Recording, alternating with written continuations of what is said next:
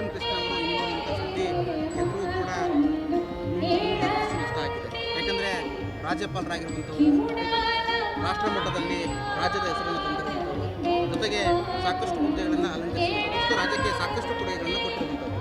ಸದ್ಯಕ್ಕೆ S M Krishna ಇಲ್ಲ ಅನ್ನುವಂಥ ಪ್ರಶ್ನೆ. ವರ್ಣರಂಜಿತ ರಾಜಕಾರಣಿಯನ್ನು ಈ ದೇಶ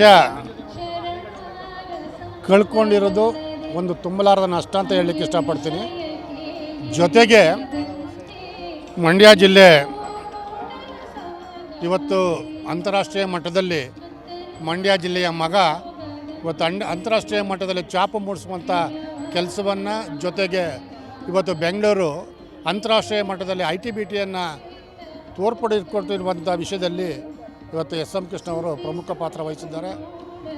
ಜೊತೆಗೆ ಇವತ್ತು ಯುವ ಪೀಳಿಗೆಗೆ ಒಳ್ಳೆಯ ಮಾರ್ಗದರ್ಶನ, ಜಾತ್ಯತೀತವಾಗಿ ದ್ವೇಷ ಇಲ್ಲದೆ ರಾಜಕಾರಣವಂತ ಮಾಡಿದಂಥ ವ್ಯಕ್ತಿ ಅಂದರೆ ಮಾನ್ಯ ಗೌರವಾನ್ವಿತ ಎಸ್ ಎಂ ಕೃಷ್ಣ ಅವರು. ಅವರಿಗೆ ಮತ್ತು ಅವರ ಕುಟುಂಬಕ್ಕೆ ಒಳ್ಳೆಯದು ಮಾಡಲಿ, ಅವರಿಗೆ ಆತ್ಮಕ್ಕೆ ಚಿರಶಾಂತಿಯನ್ನು ಕೊಡಲಿ ಅಂತ ಹೇಳಿ ನಾನು ಈ ಸಂದರ್ಭದಲ್ಲಿ ಹೇಳಕ್ಕೆ ಇಷ್ಟಪಡ್ತೀನಿ.